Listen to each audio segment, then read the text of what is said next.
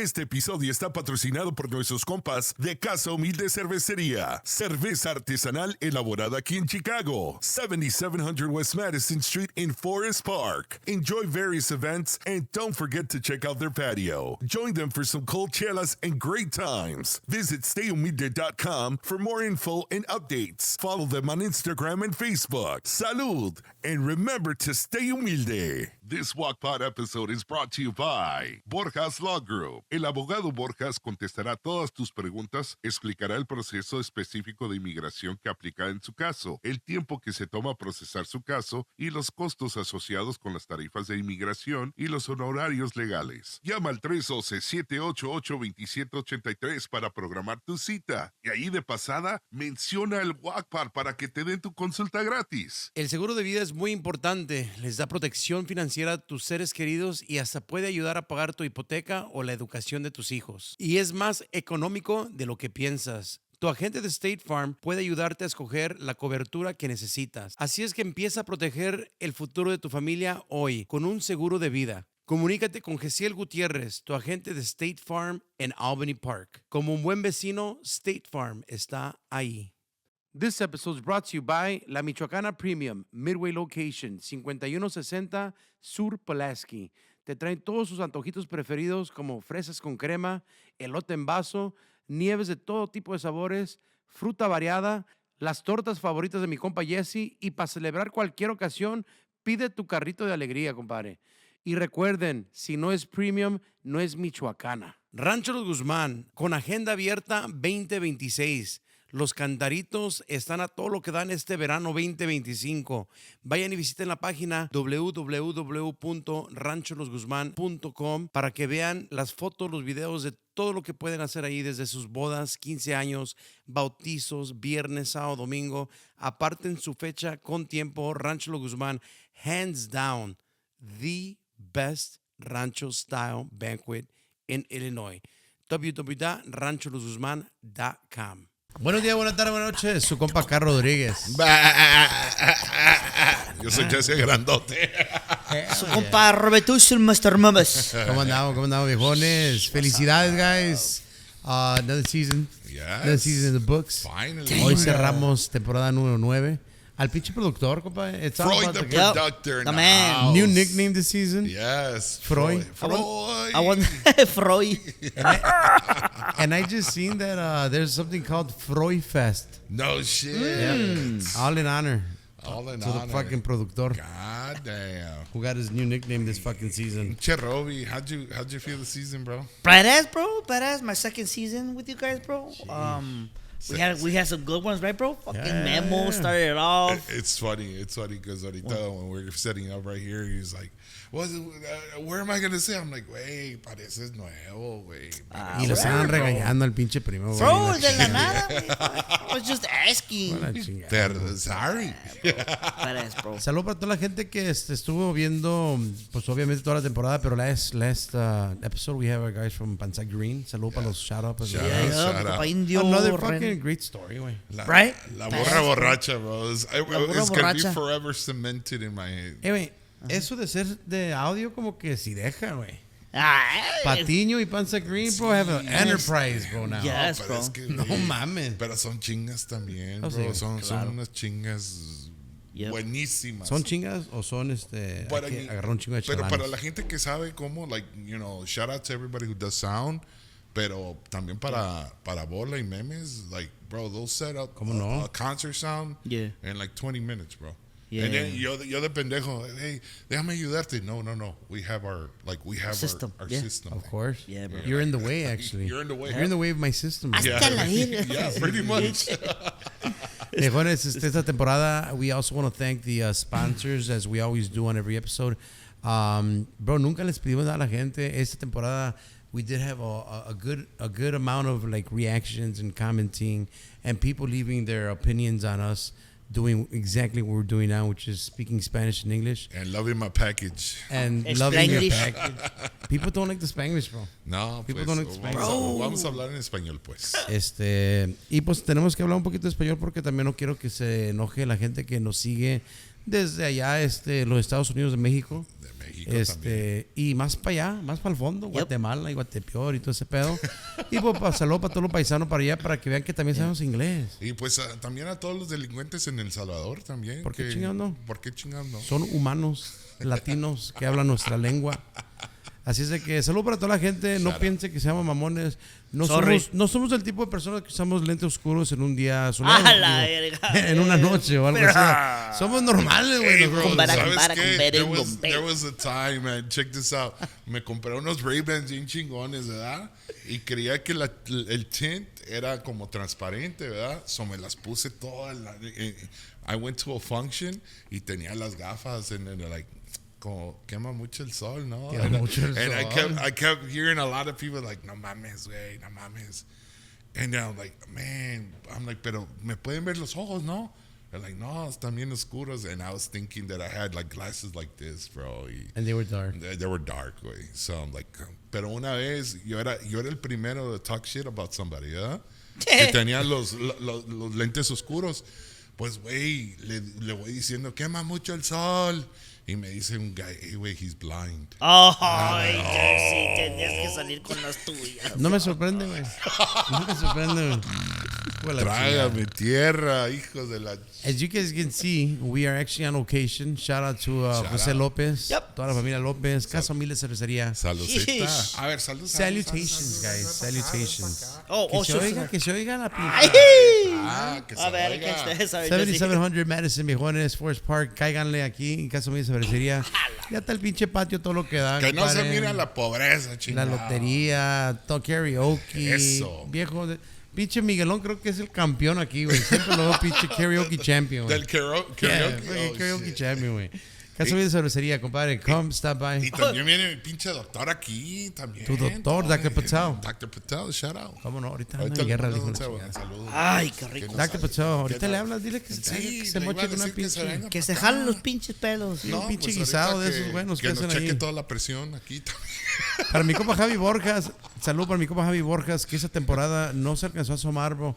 Todo ese pedo con Alegres, las visas, inmigración, cuanta madre. Pero felicidad, mi compa Javy sigue creciendo. He just opened the second lawyer's office. He's out there in Aurora now, A-Town. He's got his office here in Chicago. Javi Borjas, he's out 75 Executive Drive, Suite 315A, out in Aurora. Go check him out. A-Town people. Salud para todos los compas allá en Aurora, viejones. Aurorita la bella. Para mi compa Gessiel Gutierrez. El motherfucking red. Desde Albany Park, State Farm Agent G. I just seen him this past weekend. We were at 7 nightclub. Shout out to the guys at 7. Shout out. Yep. And confirmó, güey, que no hay pedo. Si compras la pinche aseguranza de vida, la aseguranza de casa y la aseguranza de... ¿De vida? De vida, de casa y de carro.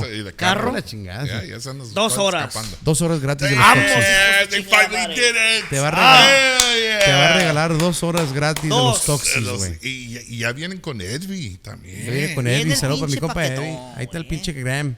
El Graham. ¿Qué más? Salud para mi compa. Ahí de los taxis. Vienen 2 horas con State Farm. Se agarran el trifecta de mi compa Gessiel Gutierrez. Albany Park. Come on, bro. Let's go make that guy a millionaire, bro. Quiero que todos vayan y se registren a la chingada. Ahorita vamos a hacer unos comerciales ahí. Llame a la gente. Gessiel The Big Gutierrez. Red. Y es del quemado también, le dijo la chingada. Huevo es del Es quemado, del quemado, el quemado del pelado, igual que aquí en Casa Humilde, compadre. Mi compa Omar Corral, Shout out. la Michoacana Ese Premium. ubicó, papá. ¿Lo ubican o no lo ubican? Lo ubicamos. 5160 South Pulaski, viejones. He's always out there at Rancho Guzman, Jay's Bacon and Hot Dogs. Goddamn. Double promotion, G. Because it's the closing one. No, y gracias a la familia Corral, bro. They provided for my daughter's quinceañera, they provided all the snacks, The goodies? las maruchans, the little late night snack, bro. Yeah. Ya, gracias. Viejones, saludos para mi compa Omar Corral, la Michoacana Premium. Si no es premium, no es de Michoacán. Saludos para mi compa Omar. Y último, por ahí mi compa Luis Guzmán, Rancho Los Guzman, bro. Shout out. Que por ahí estamos todo el verano en los Cantaritos Guzmán. Saludos para mi compa Luis, para toda la gente que va por ahí a los banquetes. Rancho Los Guzmán en Joliet, hands down, one of the most beautiful venues, rancho style, that we've seen. Go check it out. 2026 is now open because 2025 is now full. Oh, So go get your dates for 2026. Friday, Saturday, or Sunday. Agarren fecha. I like that little privacy wall that said Rancho Los Guzman. Le dije, no O la pinche pared de... Está perro, está Mount perro. Rushmore Yeah, ahí, bro. bro. It was nice, you Más know. falta que pinten mi cara. La Y chica. también la Ambos, cara sí, mía, la cara tuya y la de Luis. Salud para la gente de Rancho Los Guzman, viejones. Today, Casa Humilde pick, bro. Yup. Today, it's one of these good episodes, bro. We always have a great episode on Casa Humilde pick. I'm sure whoever and everyone that is watching or listening, they're going to enjoy it. Yes. Especially because I'm sure they've had this product before, more Yes, than sir. likely, bro. Y ya para que no me anden confundiendo, porque yo no soy él. Te han confundido con él. Se me han confundido. Sí, te han confundido con él.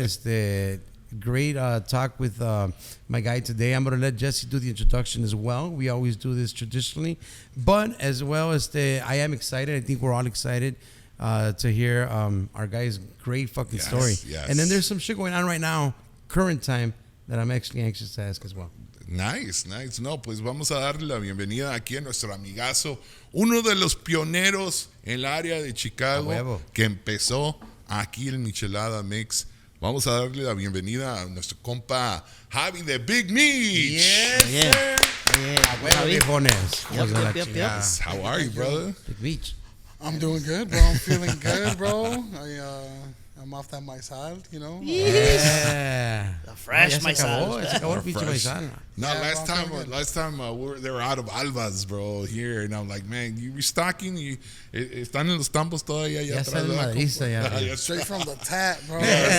Así, Me gusta la That's why he likes coming. There's no one here. They're just in the back of the bars. Hey, where's Jesse? allá atrás. Mamándole con la chingada. ¿Cómo anda, Javy? I'm good, man. I'm feeling good. I'm happy to be here. Thank you guys so much for having me. Thank you guys. Thank you, brother. Casa Humilde, Jose, man. Thank you Yes, guys. It's an honor, man. I appreciate it. Oh, yeah. Yeah, man. I love this. I love podcasts. I listen to podcasts. I've always thought about one day, doing this, like the Yes. long format, being able to speak to people. Yeah. I love this, real conversation, just being able to kind of express oneself and then just kind of riff off one another. I love it. Yeah. It's like, I feel like real communication. I think I don't know, in a time and place where a lot of times people aren't connecting anymore. I feel like podcasts are kind of the answer, because you're seeing the interaction and fundamentally it's a conversation. Yeah. But yeah, man, I'm happy to be here. Appreciate you guys. You're mind blowing us right now. Hace un ratito porque parte del nombre, I always thought it was because it was a big michelada, But now Michelada, you're saying Big Mich it signifies something else. Yeah, Big Mich, BIGMICH, Big Mich. Forever and always, the reference point was for Michoacán. Big Mich. Saca la pistola, compa. Compa Javi, ¿de qué parte de Michoacán, bro? Like, your parents were My dad from Michoacán, Sinapecuaro. oh, the shit. So right by Morelia, Got it. in between, Morelia and Acámbaro. Dang.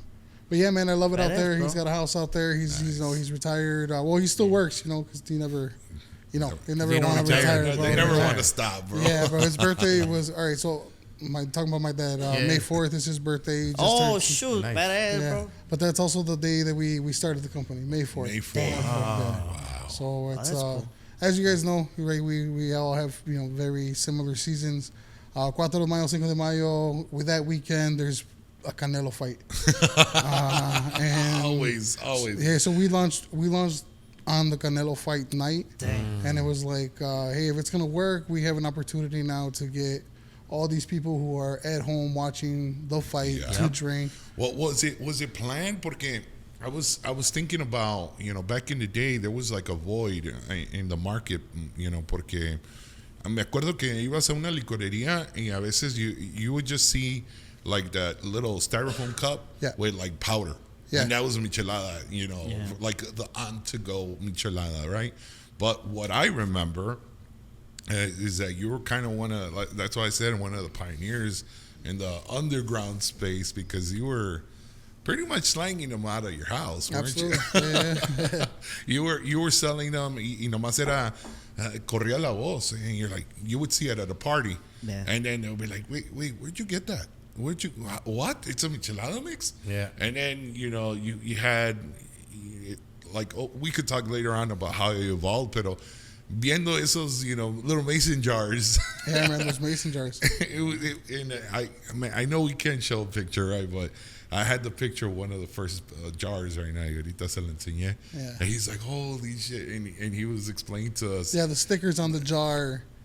So you grow, you learn, right? So first it's like, oh, labels. What do you need? I need them 3x5. I need them black and white. This is what I need.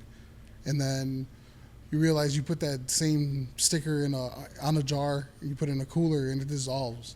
So it's like that. I'm getting zero branding. Oh, porque si ya se caía. Yeah. All right. So the ones that you have, that was when I started getting them UV coated. So you see, like, it's chipping, but barely. Right. Yeah. So then that's just kind of like, that's like, oh, look, this is. Bro. I could pinpoint it almost to like the week.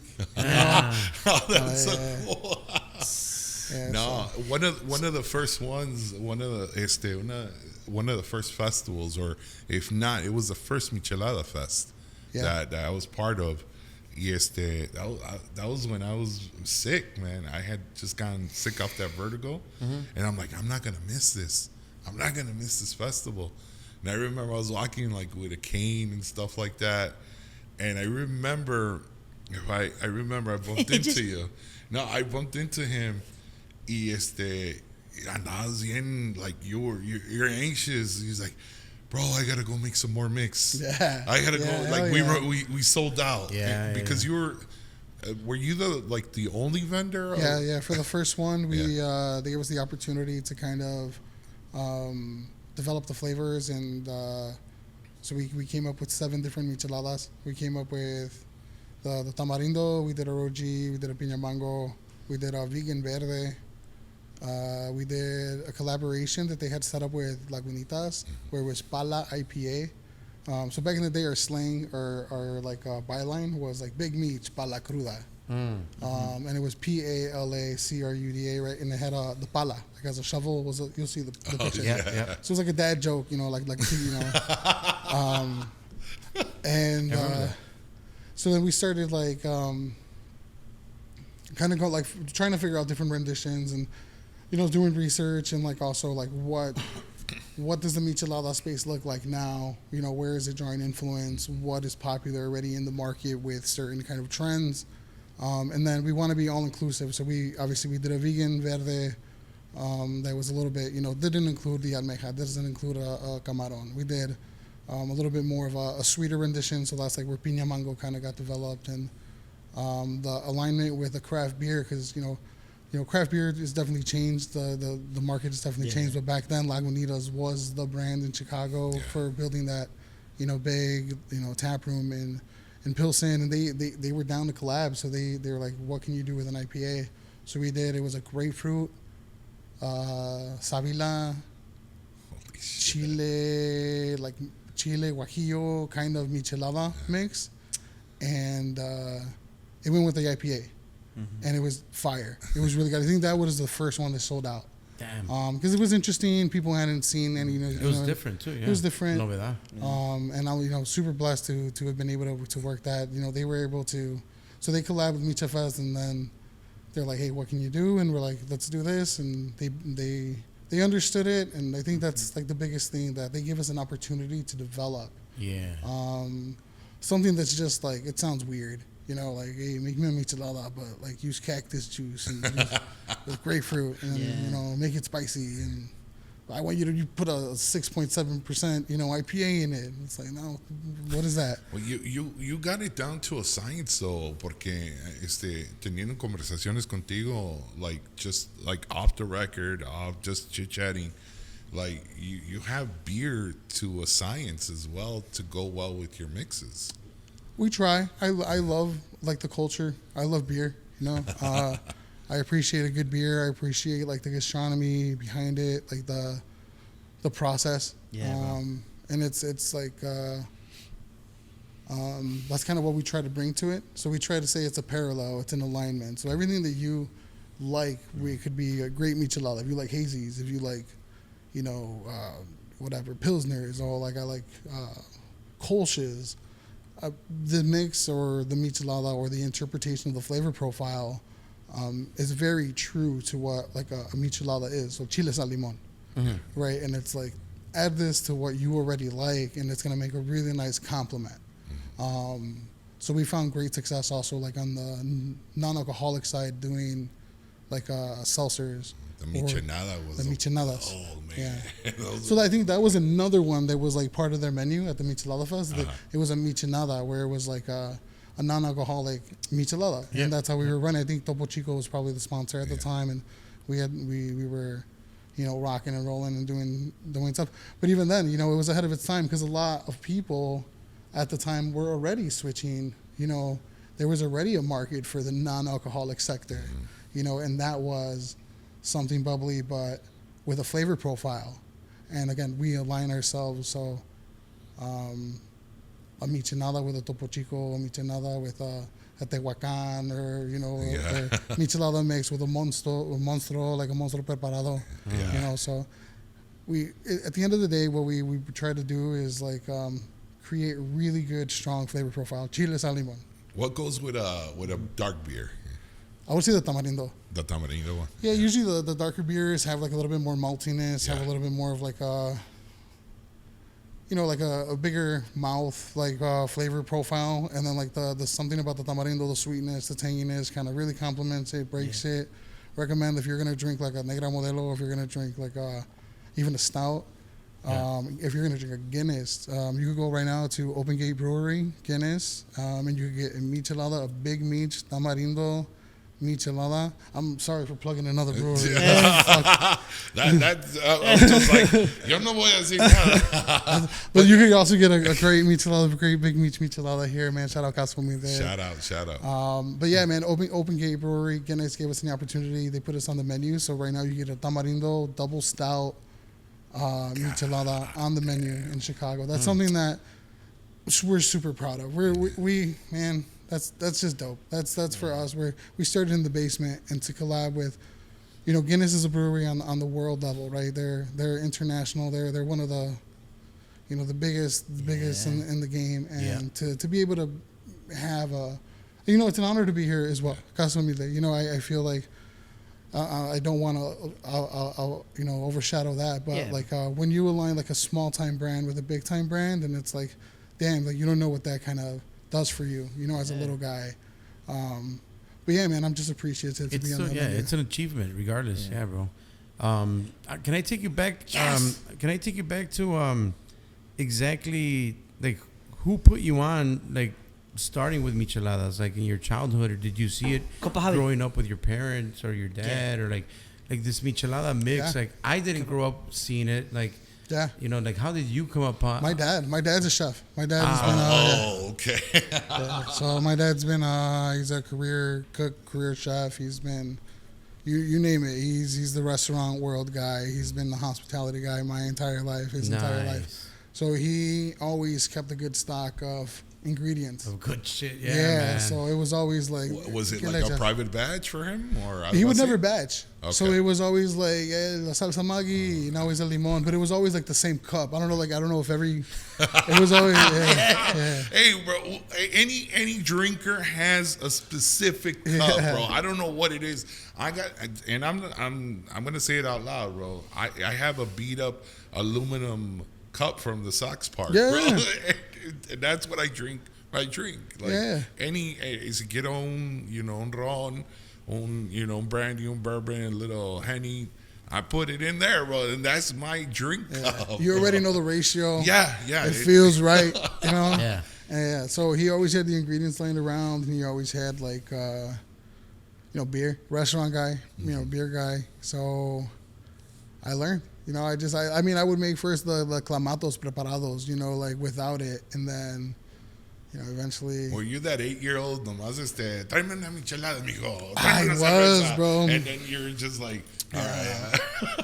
So we said like, when we first started Big Meats, like the next year, we got the opportunity to do some festivals, so we launched like Big margaritas.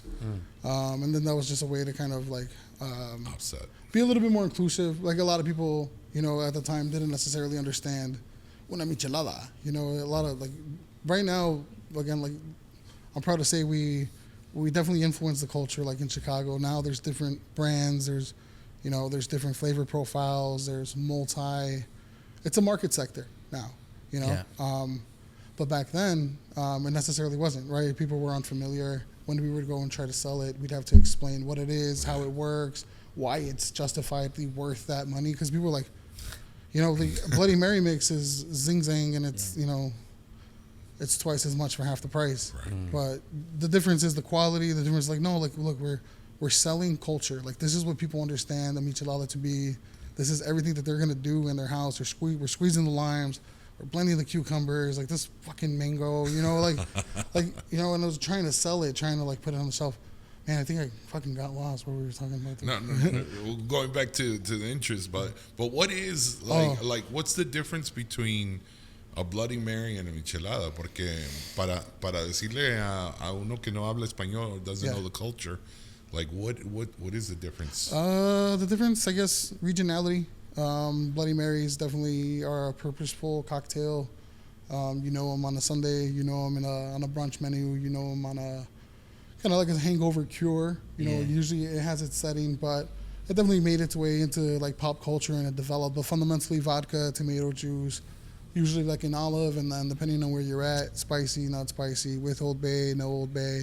You know, just kind of celery salt, depending on like the region that you're in, what flavor profile, right? And then if you go to Milwaukee, there's like a fucking whole chicken, a fucking hamburger.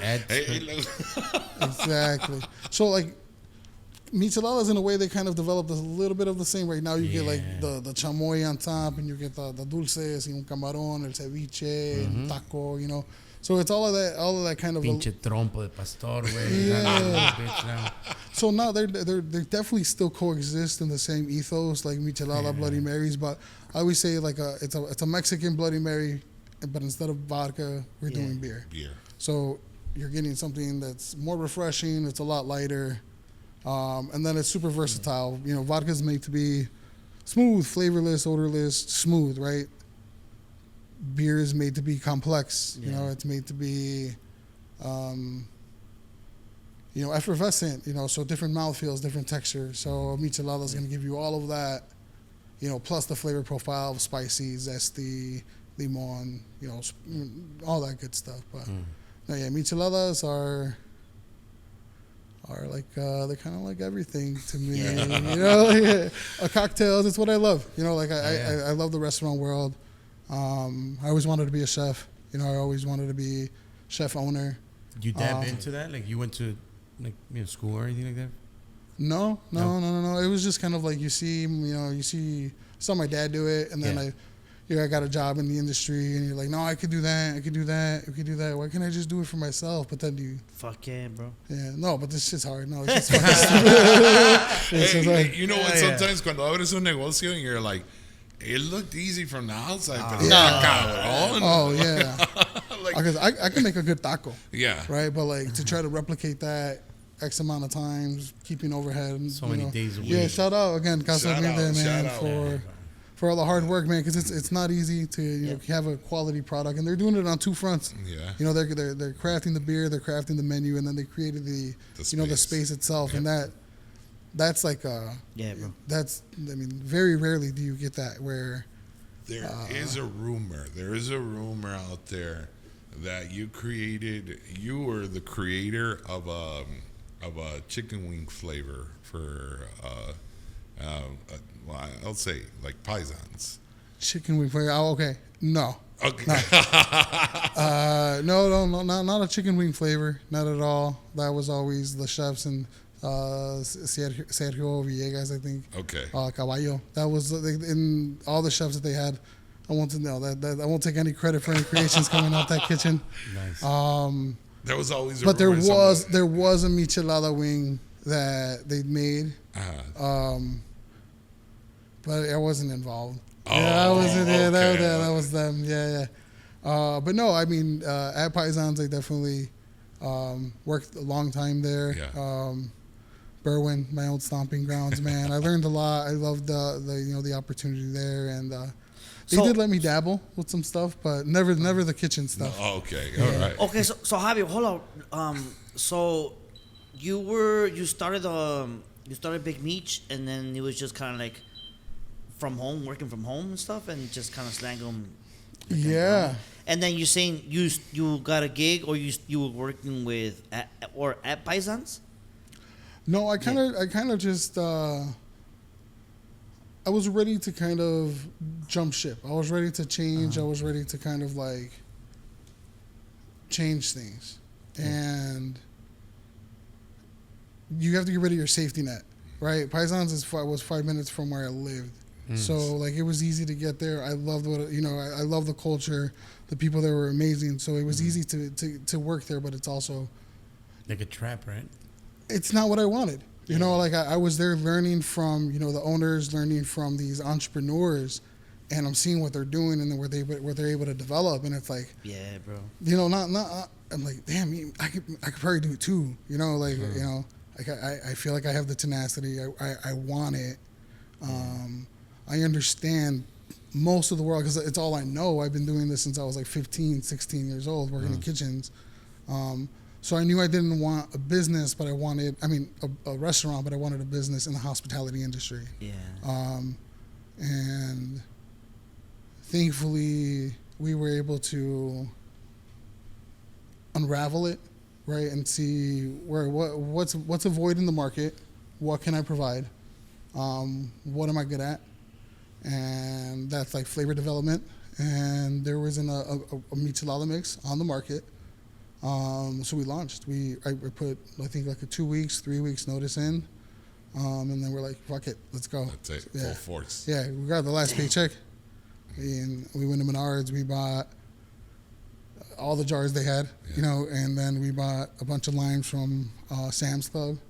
And we went at it. We fucking made a bunch of michelada mix and then Canelo. Again. It was a fight. It was a fight. But was this an effort like within your friends or what was it? I mean, I don't think you were married by that time. Or were you? I had just gotten married. Yeah, so that was married. That was a big kind of propelling of like, you gotta fucking do something, Yeah. I just got married and now there's a bunch of people like I have to credit all day, every day that have like grown the company to where it is, and that I owe a lot to. But no, man, this was an idea. I'm like, I'm gonna do this. I think I'm competent enough. I think I'm witty enough. Fuck it, like that's my idea. Put that shit out. Yeah. And I had all the support, so it's not like I didn't have support. But like, no, man, BIGMICH, man, that's mine. Again, from Michoacana, big Michoacana. That's something I've said since I was a kid. The name was going to be Pala Cruda. But then right before we went to print the stickers, I was like, no, that isolates too many people because it's like, not everybody. What if I'm not fucking hungover? Yeah. And it's also like not necessarily like the culture I'm trying to present. I'm trying to present this more of like super refreshing. Yeah. Drink it. Let's enjoy it. So now the saying is "pa la gente," big Mich, pa la gente. I like you kept the pala. Yeah, let's say the pala. Yeah, kept the pala. But yeah, like from the beginning, it was like I think I have enough of I'm versed enough in this world to understand it and put something out there that I think will work. At the very least, at this level, like I'm dropping it off. I'm doing like I used to do guerrilla marketing, bro. Like I'd pull up to people in their backyards and I'd give them a jar. No shit. Here's my card. If you like it, call me. And I'd park a couple blocks away, and I'd wait. Hey, and there's always every time. I mean, thankfully, every time. Hey, come back. Let me get two. And like, some people were like, I'd pull up. Like, how many you got? 24, bro. I'll take them all. And like knowing I still had more deliveries to make that day, knowing already like I'm in the neighborhood and I have to drop off another 2 jars a block away. But like this guy wants them all, take them all. I'll go home. And make more. We'll make more. And I'm sorry, I'll be back in an hour, But it was just like, you make $1 to make $1.50 to flip it for $2, and then on Wednesday you flip those $2 for the 3 or the 4, and then like you just constant. But it was like Monday, Tuesday, Wednesday, Thursday, Friday, constant, and it's still like that, But bro, you would have been a badass drug dealer, bro. You would have been a fucking bro. Talking about it ahorita, like when you were talking about like being in the restaurant business, seeing the business, yo estaba pensando el podcast de los twins. You know, the Órale. Sí, güey. Because they were talking about, like, they were seeing the business, you know, from McDonald's. Yeah, they worked at McDonald's. Y ellos vieron cómo estaba el negocio. How they had a And I system. kind of, like, that was the first thing that hit my head right now when you said Badass, Javy, bro. that you were trying to, like, verse yourself in yes, that sir. business. Yeah, I mean, thank you so much, man. I didn't go to culinary school. I didn't, like, I went to college, but, like, I went to more in college for, like, a couple semesters, you know? Yeah. Enough to know that college wasn't for me, you know? Yeah. Hey, compa Javy, you were, si no me equivoco, you were raised right there in Cicero? You lived in Cicero? Yeah, right, bro? Yeah, most of That's the like Cicero. shit, G. Morton East or what? You went to Morton East or? Yeah, I went to Morton East. Yeah, I went did all 4 years at Morton East. Did night school at Morton West. Fucking, I was always good at, like, some form of academia, but, like, I was also lazy. And then, like, my freshman year, I had, like, a little bit of an adjustment period, you know, so I missed a lot of school. It was stupid. I like how you said that. Adjustment. It's because at that time, cuando estás in, like, you go to high school, there's, like, it was a little bit more flexibility. Yeah. Y no podías, like, you could easily just go like this, like, I'm not going to school today, and I'm not going to school Yeah, you had a today. little bit more freedom. Yeah. Yeah. And no one would really, It'd be dumb, though, because I'd, like, then, you know, you're just, like, you're on your bike riding around the school waiting for your people to get out. What are you going to do? You know, like, I'm just, you know, yeah, 100%. Man, you do dumb shit. So, I night school only because I messed up a lot my freshman year. But other than that, I feel like, yeah, man, I went to Morton East. I went to Columbus. No, I'm sorry. Yeah, I went to Columbus. East, I don't know. So shout out Cicero. Oh, yeah, shout out, man. And then Morton College, I did that for a couple years, and yeah, man. I worked at Menards down the block right there at the Cicero. Did mill work there for almost a year. You did the mill work? Yeah, and then I went to Home Depot. Used that experience to get a manager job at Home Depot. So yeah, hell yeah, flipped it. Yeah. I went to the Home Depot on Elston, and then I did that for like. That helped there. Yeah, they paid better, shit. And then I worked at a country club. That's kind of where I learned a lot of like what I know now, and that's. ¿Y ese es otro pedo ahí in the country club, or? Ahí qué hacías, güey? Or which part did you learn there? I learned hospitality. Yeah. A lot of it was like the ins and outs of like how to serve people, serve them quick, serve them with a smile, because there's like a certain level of respect that you have to like, right, convey, and like, and you have to make sure like they're all members there, you know, like. Did you have to go like this, like, here you go, master, here you go, master. Man. No, they were respectable, but like, but it does kind of come with that kind of like, you know, background of like feeling, but. Wow. One thing I learned though, I went into it thinking that for sure, like, hey, you have to be portrayed and like you have to, you know, keep your head down. But like, one thing I learned is rich people are fucking people. They're just they're people. They're not special. They're not powerful. You know, you give them the powerfulness and the perception, the thinking that they're better than you because they have fucking money. But no, man, they're cool. They were all super down to earth people. They were all super like. Yeah, I got money, but like I earned this money, you know. Like maybe not all of them, you know. Maybe you know. Obviously, there's. I don't want to fucking defend millionaires, but 95% of right. But also, like everyone that I encountered was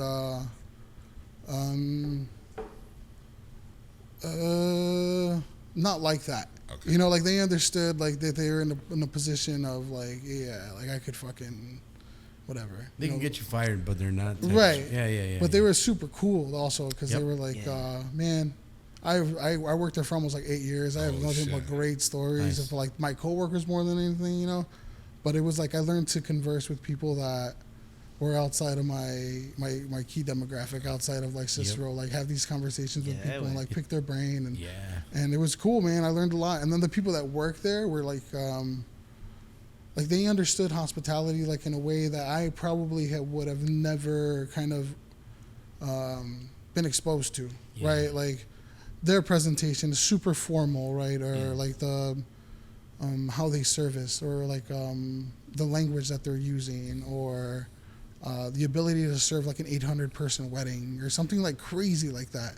you know, and then like the finesse and all of that good stuff, you know, and seeing what like a real sick ass big kitchen, and even though it wasn't like cutting edge, they're not like, you know, doing crazy, you know, deconstructed food. It's not like you're at the aviary or, you know, anything like that. Yeah. But you could see what like 500 steaks look like, you know, to be pushed out with mashed potatoes and like vegetables. And I appreciated that, man. Yeah. You know, I got to break down like, oh man, it's too much. But like I got to like break down like my first time breaking down like a lechon. You know, the first time breaking down like a side of beef. The first time breaking down like, you know, stuff like that. Like I'm grateful for those opportunities. Like otherwise, you would get como una vaca, and you would just break it down, and you'll get like a whole pig.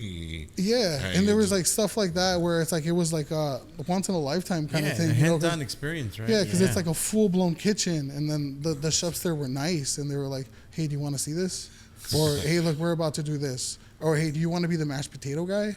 Or like, but that was like one-off stuff that like it wasn't my job, but it was like they were inclusive, you know, like we need the help. Do you want to, you're competent enough, do you want the opportunity? And if, you know, like you kind of jump at stuff like that, especially if you love it, you know, you're like, yeah, I'll be the mashed potato guy, I'll be the gravy dude, or like I'll be the dude that cleans the plate. Yeah, I'll be the cheese guy, bro. Yeah, I'll be the bus boy, bro. I'm down. I'll wash the dishes. But fucking, you know, it is what it is. Like, it's all part of like, you know, to have a successful dinner or to have a successful event. So it was great. It was great to learn. And then Paisans, again, I learned from, I mean, they're monsters. You see it, you know, like you see like they pop up restaurants everywhere. Yeah. Again, that's a certain kind of mindset, certain kind of tenacity. And I was just good for them, bro. So you're great teachers, man. You got great people with just dropping shit ton good knowledge. Yeah, and again, they're willing, you know. And even if like then it's not necessarily like ultimately their goal to teach it, but just kind of like, again, it's just how you perceive things. You know, if you're in a place and you're going to be there regardless, and it is a transactional thing, like I'm here for exchange of labor for money, right? But like I'm also making the best of it because it's like. This is school. It's a school. It's another type of school. So yeah, man, those blessings along the way. I'm always grateful for opportunities, dude. Like even when like Casa Humilde, I remember like hitting up Javy and I'm like, hey, I want to do a collab. He's like, yeah, cool. You know, like I'll be there on Monday. And then like they were super cool to open up like, hey, look, this is how it's done. You know, this is more or less the process of what it's gonna go. And like the entire time I'm absorbing it, like, damn, like this is school. This is like, you know. Not that I want to be a competitor, but like now I have an understanding. And if ever I want to develop something, you know, at least I'm not starting from nothing because I got the exposure thanks to the people willing to show. You know. You think in this day and age there's a lot of like gatekeeping, en todos los aspectos, like from the kitchen to, you know, of course everybody sees the end game of being successful, pero nadie ve la chinga of what it got from like point A to point B, right? Yeah. But you think in any type of industry in general, there's a lot of gatekeeping?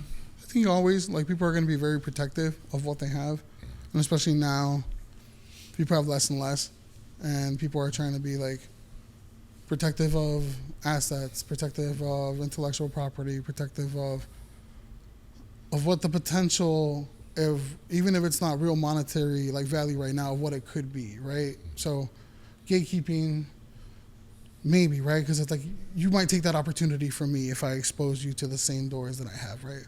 I get it, I understand it, but I think that in Chicago specifically, and the current age that we're in, it's really hard not to have that information available to you if you are operating in a space. Like I feel like if you're in the know, you're in the know, and if you're like you're rocking and you're rolling and you're working, I feel like you're gonna meet the right people. You're gonna end up being in the right room. So, I mean, yeah, sometimes it could be a lot easier if someone connected the dots for you.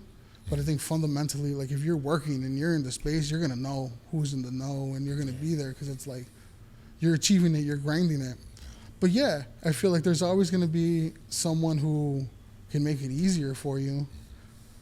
But if they do, then what does that really do, you know? Like then I don't know, like what is it worth it, you know? At the end of the day. Because it is your brand. And what if they miss a step or algo? Yeah. Pues se chinga la calidad. Exactly. Right? Misrepresentation.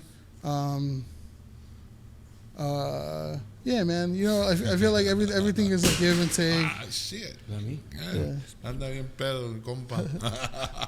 Yeah, I feel like, you know, I feel like always there's going to be someone that could help you out, someone that could throw the ladder back, someone that could, like, hey, I made these mistakes already. I don't want you to make them. Okay. But at the same time, what do you have to gain from? You're still going to do it. But hay cabrones out there that says, hey, bro, give me the recipe, bro. Give me the... Or is there people that say, oh, bro, I could do one better than you? Like, there's always people... Absolutely, yeah. And I think it's a culmination. I have a great product. I think I have the best michelada in Chicago. I think I have the best michelada in the nation. I think I have the best michelada in the world. I think you put my michelada up against any other super high-end bartender, and I think that my flavor profile is going to be as good, if not better, be more relatable. I think that you could put it up to any michelada in Mexico City, and people are they're gonna understand it, and they're gonna enjoy it. I think I understand my customer because I am my customer, you know, and I think that if anyone wants to do a better job making that michelada, I think that they're gonna have to invest way more into it. Because I am the most premium. Like, I use the best chile. I get it. You know, I do use the best ingredients. I do make it, like, if you were going to make it at home, there's like 15 ingredients. I do peel cucumbers and I grind them and I'm fucking putting cucumbers in it. You know, it's real habanero. You know, I use good stuff, you know, and then it is a nice jar. It is a label that comes from back of the yards. It is a sticker that's put on by hand once we tighten the jar. So if you want to make a better one, fine. You're going to invest $5 more per jar and you're going to have to charge $20, but I understand my market. You know, I understand that there's value, there's premium, there's tangibility. I understand that everyone is being cautious with their dollar. But I also understand I don't want to put shit out. I don't want to put like garbage out just for the sake of putting it out, you know? And I feel like everyone is quick to make the dollar, but I really want a legacy brand. Like, I'm trying to go for like, no, this is our market share. Let me get a big Mich, you know? And I fully believe that. And I think that there's ways to do that. And it's like, you can't really cut corners because people understand who you are once they drink it. You know, they understand. They're looking at it, you know, like if the difference between, you know, hiring a graphic designer that understands the culture versus ChatGPT and right. There's going to be a little bit of, you know, and or there's going to be a little bit of a disconnect. Yeah. Or like the chile, right? Like I'm grateful for the people that produce our chile, right? And then we make our blends, but there's a difference between that and like going with a commercial brand that's super available to everyone, right? It's integrity, but it's also like how we present it. We've never presented ourselves unauthentically, and also like in a way that wasn't true to ourselves. We've never presented ourselves as something that we're not. But by doing that, I feel like we're the true representation of like who buys our stuff. Like it's for us, it's by us. It's that FUBU thing, but it's like, man, it's like I don't need to do a focus group. Because it's our people that are buying it. That's our cousin, that's our friend. You know, that's their tia. So it's like as long as we know what's good, and what's good is what's authentic to us, and what's authentic to us is how you would make it for a loved one, and that's what we're putting in the jar, and that's what we're giving to you. And you're at $1 a serving. You know, when you buy the jar, $1 whatever a serving, depending on the beer that you're at. But like, it's authentic. It's real. It's not just that powdery stuff for the sake of making the dollar. Right. And I wish it was more lucrative. You know, I wish I was in a way better place. I wish this was like a fully nationwide, multi-million-dollar company. But bro, it is, bro. Soon, bro. You're a beast, bro. It's just kind of that consistency, bro. And then I'm pretty sure, bro, something's gonna land, bro. Hopefully, bro. Land with you, bro. And I think that's like I need investment. I think you should go to Shark Tank, bro, and just give everybody a michelada right there, bro. You know what? Something cool, bro. Sorry to interrupt. Something that's really, really, I think, interesting, and then just kind of in now that people are starting to eat cleaner. Yes, sir. And then so like you doing it by hand and just kind of like just fresh ingredients, bro. I think it's just a matter of time where it's like, no, I don't drink anything else but Big Mich. You know what I mean? Because it's healthier and just kind of cleaner. Yep. I think that's a really, really, really, really big plus, bro. Yeah, bro. Oh, hopefully, man. Yeah. Hopefully, like we try to consider that market share also. Like we want to Yeah. we want to make sure we know who our clientele is, who our market is, and I feel like yes, people that are conscious, where they're not gonna drink a beer, they're gonna drink a mineral water, but I'm gonna add 4 ounces of this flavor additive to it, and now I have every bit of a flavor profile of a michelada, but I have no alcohol, right? And then it's guilt free, and I can enjoy 3, 4, 5 of them, and then still drive. Yep. So, also we see the culture shifting a lot more to cannabis infused, ready to drink cocktails. Yes, sir. So no alcohol, but bro, cannabis infused michelada all day, every day, which whatever variant you want. There's some cool stuff we're launching. Yes. But again, inclusive to that because those are our people. Yeah. A lot of my friends don't drink. Yep. But they smoke all day, every day, and they'll drink a michelada. It's a different way to relax, but it's also like, again, yeah. What's a point where I had a question as far as like, what is it, 16-ounce jars or 32? 32 yeah, ounce. yeah. Okay, how come you with alcohol tienen botellas de diferentes tamaños, and of course they have like the little shooters. You never thought about doing like little shooters, like one hitters? Yeah, we have something that we try to develop. We've tested it out in markets. We've tested it out in festivals. It's a 4 ounce, 4 ounce bullet bottle. It's 1 michelada, and it's a way to kind of it's a way for us to try to get into a baseball park, to try to get into a venue where it's like, I know you don't want liquor here, I know you don't want your beer here, but here's a 4 ounce michelada mix where it's basically, again, a flavor additive, right? It's one serving. It's expensive. Anytime you get something small, cute, anytime you get something that Like compact like that? Yeah, it's multi-step. Okay. So let's say, all right, so let's say you don't have a filler machine, right? And the filler machine, it's automated and it's going to feed it and it's going to fill it and keep it moving. You're grabbing that one bottle, you're filling it probably with a funnel, right? Because it's such a small mouth, and then whatever, and then a sticker, and then a seal, and then you're putting it inside of a box. And by the time you're all said and done, you want to make sure that you're getting X percentage, and then your retailer still has enough money to enough To make it. to make money, right? Enough little space for them to make money. Otherwise, why are they doing it, right? They need. We're going to give up shelf space or whatever. So to do that and to make it to the quality that we want it to, it wouldn't be competitive on the market. So it's something that we're trying. We're still looking into every kind of bit of feasibility to facilitate that, but no one would make money out of it, and then the consumer might have to pay too much, and that's a big important thing for us. I don't want to put something out there that's going to just sit on the shelf, and then it costs $6, but it's because unfortunately I can't get the bottle cheaper than $1 or whatever it may be. Why make you suffer? So the 32 ounce jar for us, it was a way to get a presentation that's premium, right? Nice glass, but also we reuse it. Every person I know that buys jars, they'll wash it and they'll keep it. Of course. The soup to go or la salsa. It beats the fucking menudo. Oh hell yeah! For flowers, bro. Mother's Day is coming up. You don't have a vase, bro. Buy a big Mich. Buy a big Mich. You got a vase, bro. I also shout out. I like the collab you did with Cabros. Oh man, that was awesome. Yeah, that was cool too, and I wanted to bring it up. I had just seen it not too long ago, and I thought it was pretty badass too. And there's some video. So we shot a whole day video. Oh shit. Where we had all the ingredients laid out on the bar, and they got to mix their own micheladas, right? It's like, hey, here's the empty jar. Here are all the ingredients. Here's some bases. here's like the concept, more or less the idea of what you should add ratio-wise of this amount, this amount, this amount. And then they did it, you know. And so they came up with a sick-ass flavor, and yeah, it was sabor cabrón. Man, it was blessing. Those guys are awesome, bro. Yeah, shout out los cabros, bro. Hell yeah, bro. Badass.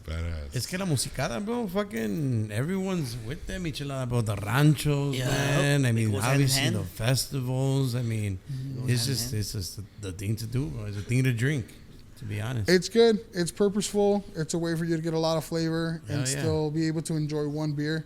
You know, one beer is 12 ounces. One michelada is probably like 20, right? With the amount of ice and the mix, and by the time you get the chamoy, it's like a way to add value, but also you enjoy it, man. It's purposeful. You slam the first one, you sip on the second one.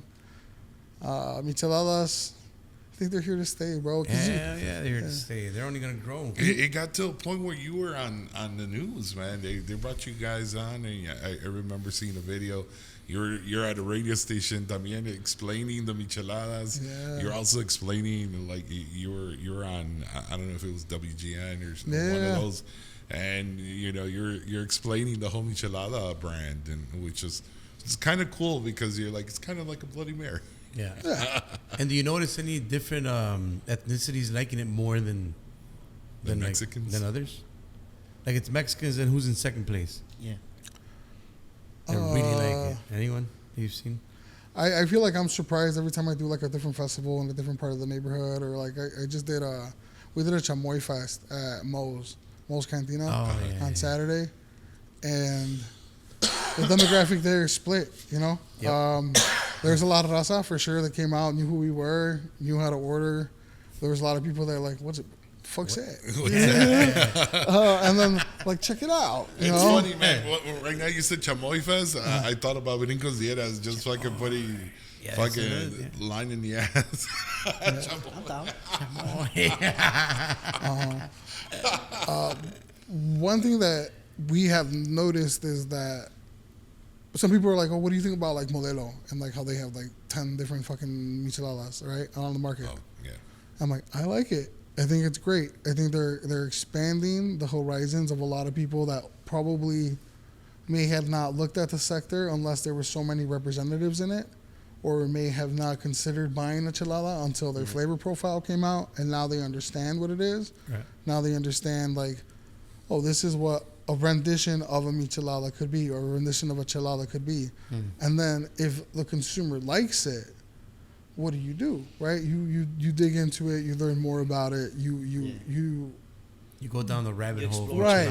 Yeah. Right. So like, again, like the quality, the premiumness, the authenticness of the michelada of Big Mich is what we're hoping that, like, yeah, you've tried it, you tried what a rendition is, but now try what our rendition is and see the difference. Like, our flavor profile is super impactful. It's super, super bold. It's super unique, Yeah. And that's what we're hoping on. That's what we're betting on, because the more that people see these cans, the more you see it on every menu, right? There's a chamoy.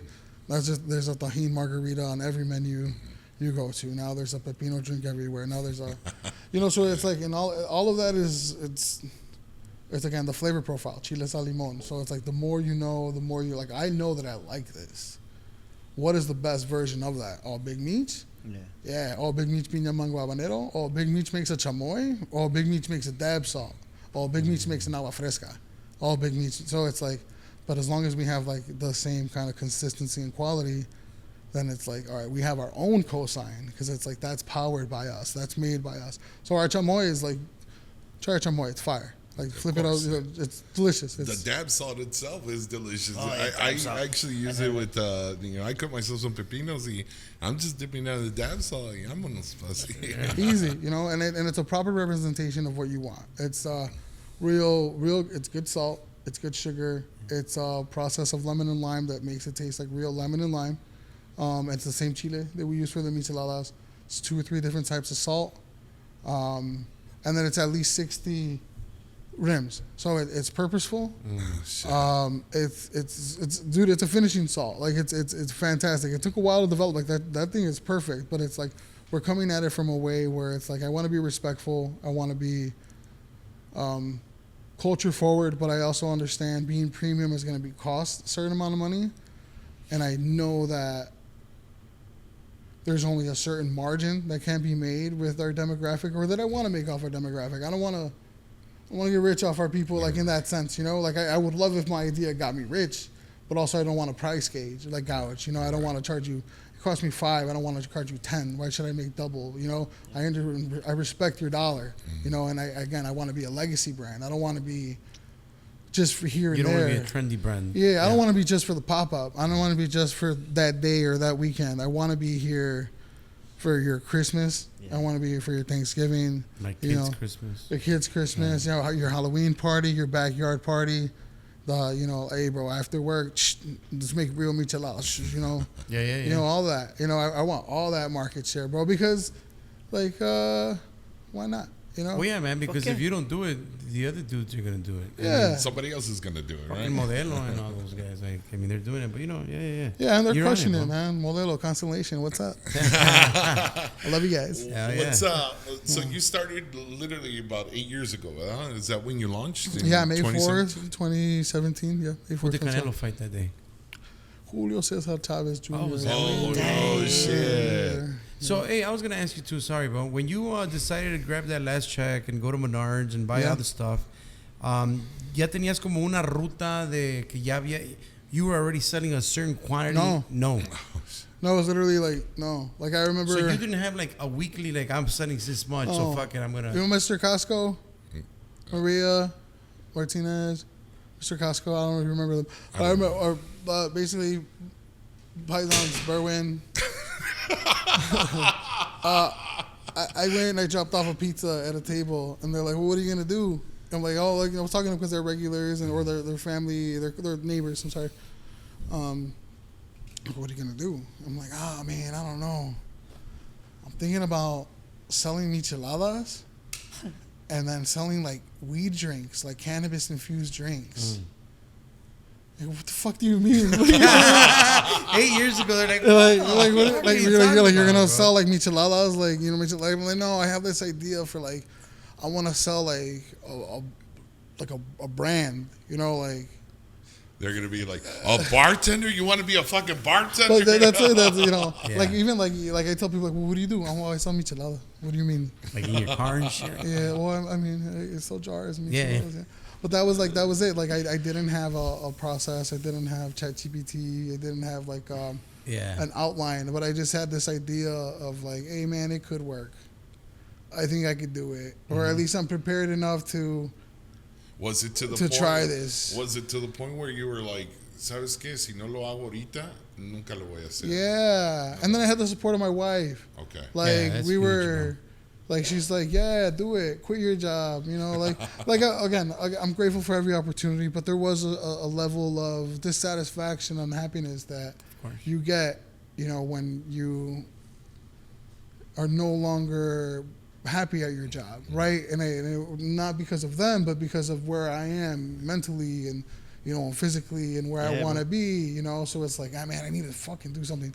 You know, I'm tired of being broke, you know? Yeah. And I have these ideas, you know, and these ideas are driving me crazy, you know, and I really feel like I have enough potential to put something out there. Again, from the background of I want to open a restaurant, you know, or I had this whole idea for like a brunch restaurant right back in the day. I had this whole idea for like a bitters company back in the day. I had this whole concept of a watch, like watch your step up your watch, you know. And it was like, you know, it was like this whole branding for what, but it's like, but that's how I think, you know. I think about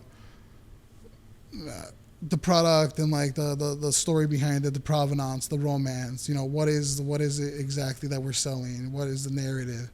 And that's kind of like, I have an understanding and I know that's what it takes. And then like I was watching Mad Men, you know, you watch the shit that just influences you, and it's like, oh, okay, there is this. I am a person that has this kind of mindset. You know, I'm not him, you know, but like, you're like him. We're on the spectrum of the same kind of fucking, you know, understanding. You know, exactly. Yep. I understand. Like there was like this whole scene where he's like, everyone makes cigarettes the same. Well, it's gonna distinguish you from every other fucking cigarette brand. He's like, well, how do you make the cigarettes? And he's like, oh, we cut it and then we toast it and then we roll it. And he's like, you toast it. And he's like, well, everyone fucking toasts it. He's like, no, but no one is saying that they toast it. But like, that's what makes it special. That's what gives you like the story. And it's like, oh, okay, I get that. I guess like in a weird way, like it's a lesson that you fucking learn. But it's just like it puts things in perspective, like in a little bit of like, oh, okay, I have the understanding. I saw that way before. I could not necessarily regurgitate that, but I could fundamentally create a concept and present it to you in a way that you're going to enjoy it, understand it, and as long as there's integrity behind it, I could push it. Yep. I could sell anything, but... Very well said, bro. Oh, yeah. I like that. Madman is, by the way, fucking top. Good, top right? show. Yeah. Hell yeah. I haven't seen that show in forever, but it's like, yeah, it's just like those little keywords, like in those little like lessons, yeah. Lessons of how to present your product and, fucking just a different perspective of I've it. never seen it. You never seen it? It's a good show. I gotta watch it. Yeah. I never seen it either, but And then out of all these ideas that you had 8 years later, do you have like more great fucking ideas? Because it sounds like you were way ahead of like this. Now it's fucking runners club everywhere. Everyone's watching your step. Everyone's doing like you have new ideas that you all day, every day. Hell Like, yeah. I'll be in the fucking shower. Natalie, Hell yeah. listen to this. Hear What me do you- out. What do you think about this? so how is it? Because when I get an idea, I call him. And he always shoots me down. He's always like, I'm always like, man, it's $1 million idea. And then he's like, but wait, what do you mean? And he always gives you the worst scenario, right? Yeah. And then, I don't shoot it down. I just say like, hey, did you think of this part? Like, oh no, like, No, oh, I shit. didn't. Well, Same way. You talking about permits? Yeah. Capacity, security, gates, porta potties. overhead. Yeah. I have everyone in my life always is happy to pop my balloon. They keep me grounded very much so. Like, you're fucking broke. What are you trying to do? But no, I like it because sometimes you can run away with an idea and like it's very obvious to some people that it's not going to work because of the circumstances, right? And they see it. right. So you need those people around you.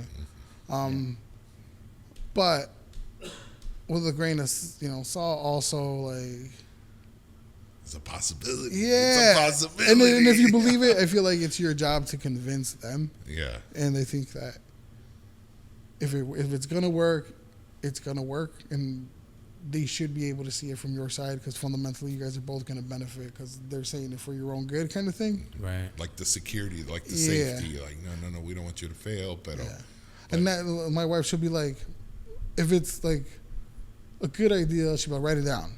Like, if you fucking believe in it enough, write it down. And that's when you know, like, all right. Yeah. And like, all right. And then I start writing it down like, oh, this doesn't make sense. they're like, oh, fuck. It already has cheese. Oh, fuck. God damn. But That's It's true, always bro. intrigued me, bro. Like ideas, like how they pop up into your head, like just in general, anyone, right? But Yeah. you saying that you had all these ideas, like, is there anything that you've noticed in your life that stimulates, just your thought process as when they pop into your head?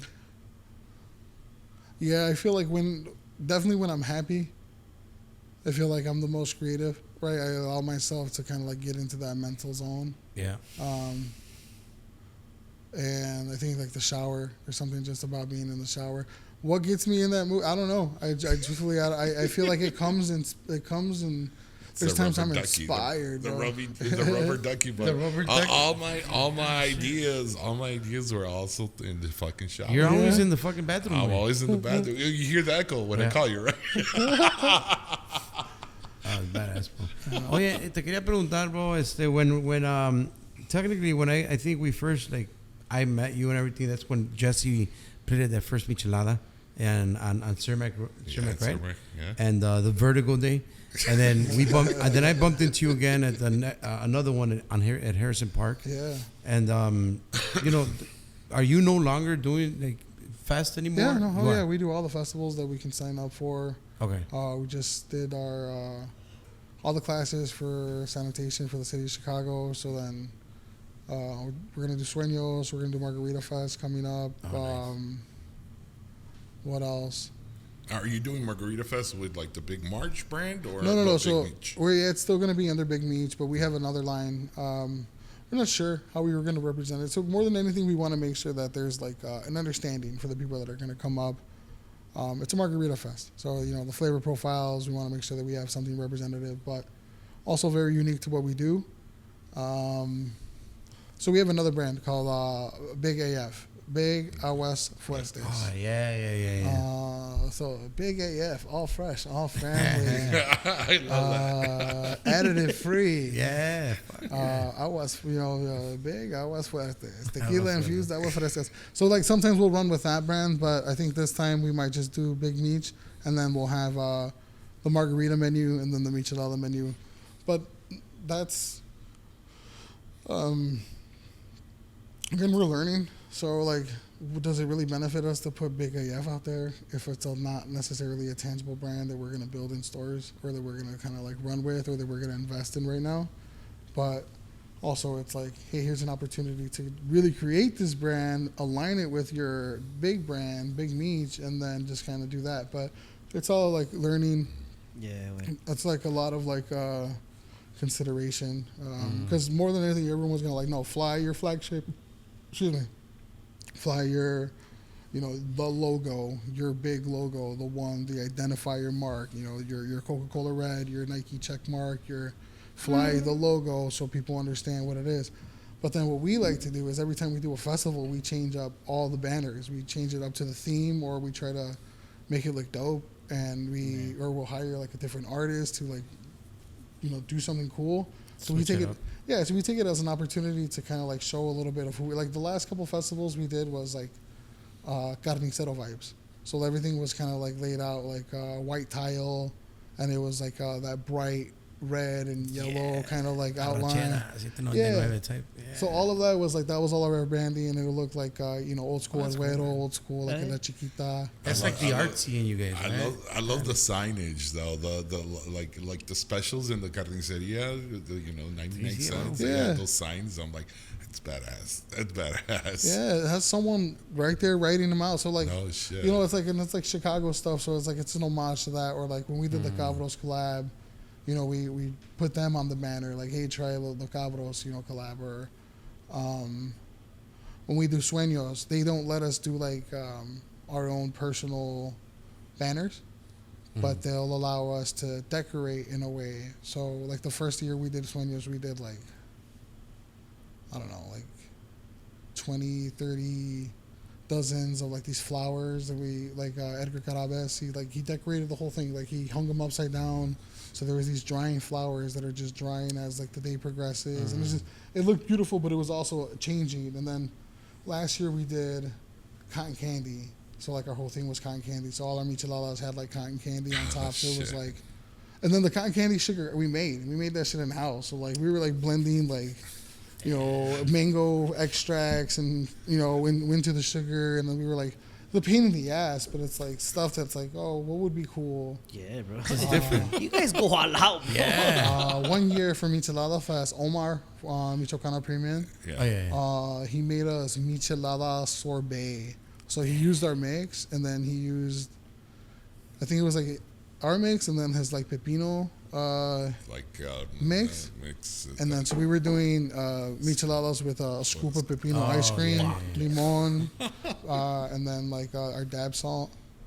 So we try to do some cool stuff every time we go out. That is cool, man. So a lot of it is like, yeah, here's the specific product, 4 ounces and this, but also it's like, nah, man, like, what is the culture like? Culture likes, sweet stuff, pretty stuff. But one thing we've never done like the ceviche on top, like that kind of stuff. I feel like one of the things like recently Tabasco was like they were like freaking out because of like the crops or the type of chiles that it wasn't even Tabasco, it was like sriracha sauce. Oh yeah, jalapenos, that they were kind of not growing, or they had to change stuff so the flavor profile was going to change. How do you keep that flavor profile with like, I mean, it's something that you can't control though. Yeah, it's like I'm on a level where I'm at the whim of the market. Okay. You know, that chile is spicier. I know I'm weighing out a certain amount of chile. I know that we've done it long enough that it kind of does, you know, kind of have the same amount of spice, have the same amount of like capsaicin, have the same amount of like smokiness. So we call ourselves small batch, big flavor, but we're batching like 5 gallons at a time.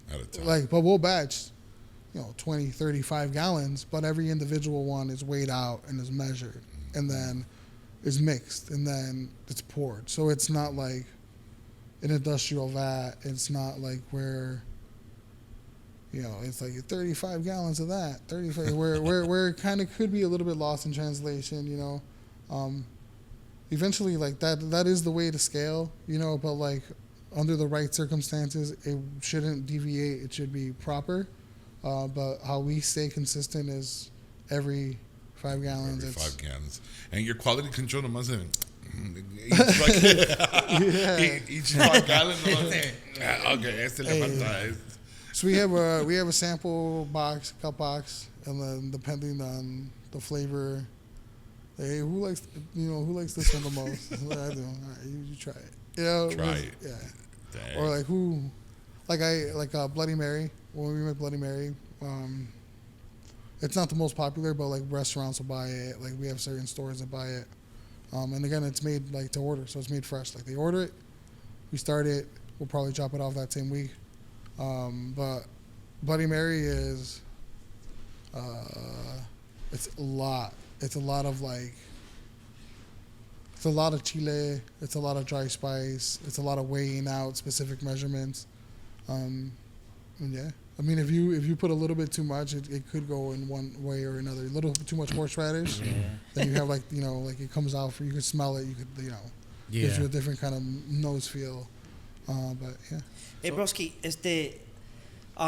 did you guys ever do like a batch that was for some reason something it was bad and you just kind of had to throw it away? Yeah, for sure. Like I mean, this something bad something happened. Yeah. I mean, I think that's a responsibility that every person who's going to put something out there has to like be real about it. Like the profit doesn't matter. The making sure that you're responsible and you're taking care of what you're putting out there and like. It's like, again, the integrity. Like, I want you to have the best version of this. But yeah, no, if something is ever like wrong, it's gone. We don't have old product also like in our warehouse. Like if it doesn't, like if people order it, it's there. And then we'll bottle it up and then we'll move that into another refrigerator. Sorry. Yeah. So it's not like, it could be like sold 1 week after another kind of thing.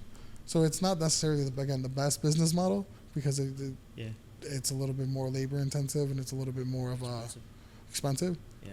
But it also we're consistent where it's like it got delivered on that Thursday or that Friday. We know there's nothing residual that Monday, Tuesday, but we know that Tuesday, Wednesday we need a batch. Yeah. And then dumb question, but does it have to be refrigerated then? It does. Yeah, so that was a big thing for us too, like at the beginning of it. It was like fighting for the refrigerator space and letting people know, hey, this is where it has to live. But in return, you're offering something that's great, something that's premium, something that unfortunately probably can't live on the shelf, right? Right. And it doesn't have a 2-year shelf life, and it doesn't have, what they call like a kill step, right? Or it doesn't have like where it's super thick, that's like almost cornmealy, Oh, yeah. But unfortunately, this one does have to live in the fridge. But it's superior, and I think people understand that. And yeah. Again, because Modelo has done such a good job of showing people what a michelada is, now it could live next to the RTDs and people understand that this is a premium version of that. Yeah. That's legit just opening the doors to everyone else to what a michelada is and then you guys stepping in and actually teaching them exactly what it is. Wait. Y ahorita, like, how much michelada are you guys pushing out? Like, if you don't mind me asking, like, as far as, like, how many stores can they find you in and all that stuff? Approximately. We're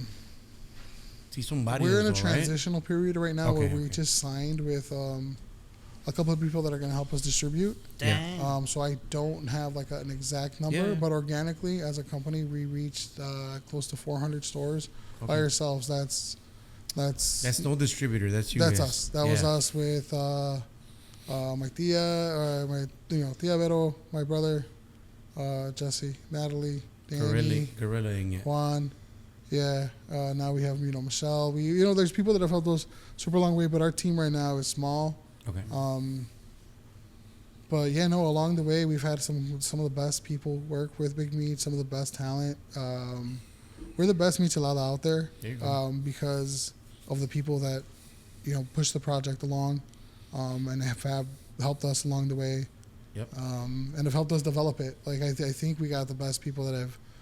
Like, man, if I was rich, dude, I'd take care of everybody. I really feel like I got like some talent, some heat, and if it was like the different scenario, we'd be, I think we say Fortune that. 500 company. I think we say that, but I think God knows that once we got money, bro, we're gonna act a fool, bro. They should have never give you money. Nah, pero también pues everything takes some time, bro. Especially you want to become a legendary brand. I mean, Yeah. You're gonna get it. You're gonna get it. Where done. we're going, man. Hopefully, Yeah. we believe in it. We push it. It's a hard. The beverage industry is difficult. It's hard. It's something that we've never done before. No one that Big Mich is background in the beverage world. I mean, now we have, right, for like the last 8 years, we've carved our space. We've developed what we know, and we've been able to kind of hang and get where we're at. Like it's a big step for us to sign with distributors. It's a monster for us. It's something that I still can't fully grasp because it's something that we have to unravel as we go and as we're learning. But that opens up, hopefully, outside the regional market into something bigger, and then to another state, and then that leads into another market. Hopefully Monday, Tuesday, I'm shooting out to Columbus, Ohio. There you go. I'm shooting, I forgot, like 60 gallons out there.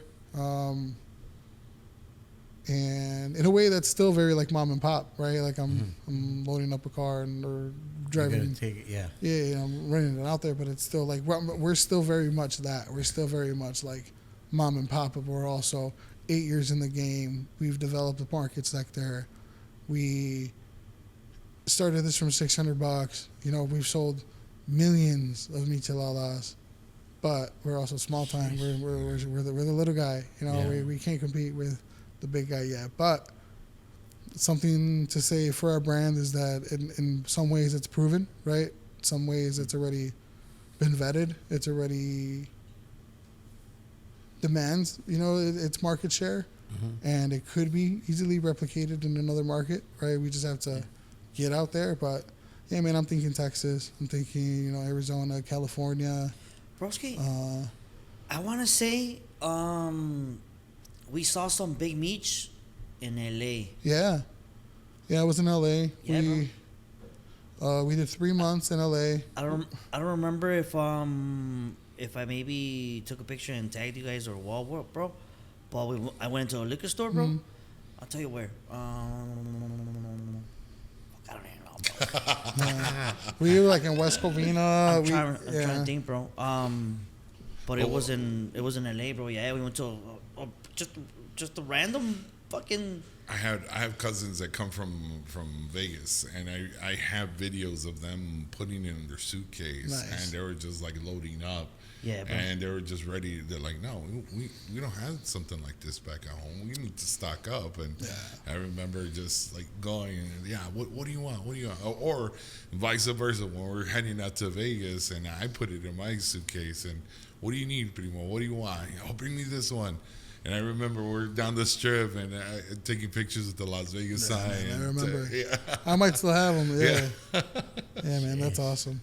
That is. We should go to the goddamn que la meta ya el promoters meeting también con todos los músicos. Oh, yeah. That'd be sick. Yeah. So That'd be cool too. we went to LA as a test market. Like, if it's working here, it could work over there. What is it gonna take? In our minds, it's like, oh, it's easy. We'll just send the product. It's like it hit. It's gonna do really well. And we burned a lot of money really fast. We were doing boots on the ground, knocking on doors, making the mix.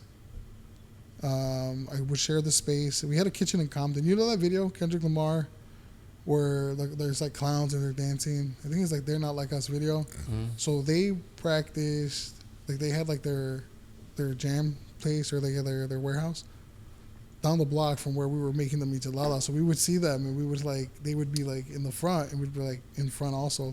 So we'd fly out there. We'd go out there for like 3-4 days at a time, spend one whole day making cases of micheladas. Damn. And then the next day we'd go and knock on doors. Hey, what's going on? No, everything. Seven. Yeah, we'd go out there. Okay, this big meat, we think it'll work. Can I do a sampling on Monday? And then if you guys take a case or whatever, like just doing whatever you can. Mm-hmm. Like literally boots on the ground. We did that for 3 months. Was it receptive or what? We still have some accounts that'll like order. We still have like, but no, it was difficult. It was super hard. Yeah, one thing that if you're not from there, it's you're doing 2 or 3 things at once. One, you're figuring out a game plan of where you're gonna go. If you're not from there, you don't know necessarily what the right kind of pointers are, where to start. So we were. Where the fuck do we start? Yeah. And then but we were going out there like going straight to the market. So like first we were like, where are the fucking markets? Like okay, cool. Here are our jars because we mailed our jars, but like now you can't mail liquid, so now we have to land. So like all right, I need a lime machine, so like a squeezer. So it's like all right, where do I buy limes? All right, cool. All right, this and that, and it's like it was $100 a square foot. So it was like something like $3,000 a month. Oh my God. Yeah, and it was like small, but it was like small. And we were again trying to grind it, trying to do something. That's still a great story, bro. The fact that you just went out there and said, "Fuck it, we're gonna try it." Yeah, we tried. Like strike while the iron's hot. Hey, we got momentum. Mm-hmm. Let's try our hand at something else. And again, the team was like brave. Like fuck yeah. Mm-hmm. Let's do it, because then you start looking at numbers and like, there's more Latinos in LA County than there is in the entire state over here. So, si pega aquí, we get the cosign, and then we can move over here, and then, all we need is a little momentum, and then we could, So, you live and you learn. Yep. We're not in California now, but now we know what not to do. Yeah. Hey, hace ahorita ratito you were mentioning, I don't know if it was part of the team or the whole team, but I mean, do you want to shout them out, Bien? And, hell yeah. Anybody, So, or anyone you want to shout out? My wife, my partner, the person who quit her state job and, said like, fuck it, let's do it. Let's run it, Natalie. Natalie Solis. She, badass. She's the reason why, Big Mich is out here, because, shout out, bro. yeah, man, like, she paid the bills for a long time. And then I convinced her at one point, like, hey, I need help. Let's do it. What do you think? Let's do it. I'll put you on the salary, girl. I got an idea. Yeah, I got an idea. You got this great job and shit. Yeah, and she's mad. No, but we're trying. We're going for it. Fuck it. We got a kid. We have to trying to succeed. Trying to get out the mud, man. But it's our everything. It's our second baby. We got a 3.5-year-old, but it's our baby.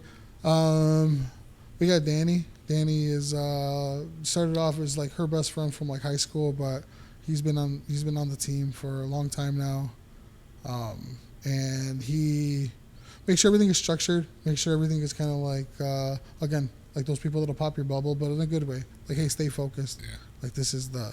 This is how it has the to goal be. is this. You want to get paid. Like this is the goal.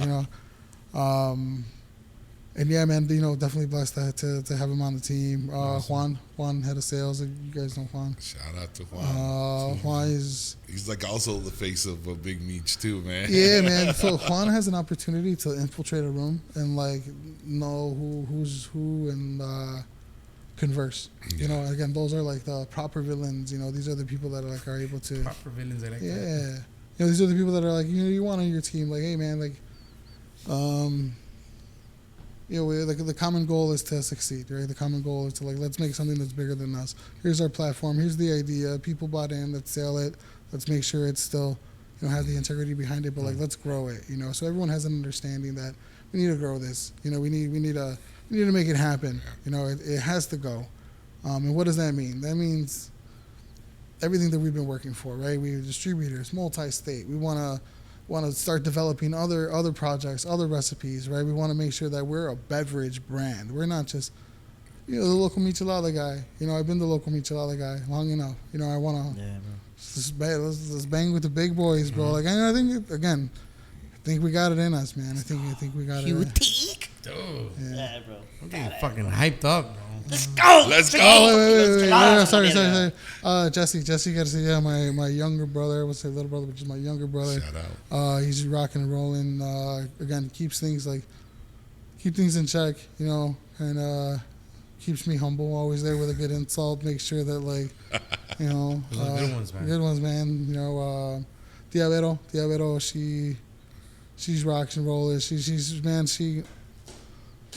certain things that take a certain amount of time. She defies time, bro. That's supposed to take 3 hours.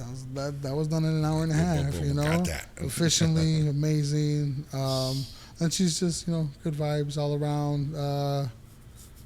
Who else, man? People that have helped along the way. They're no longer necessarily right on our payroll, but we've had some people that have.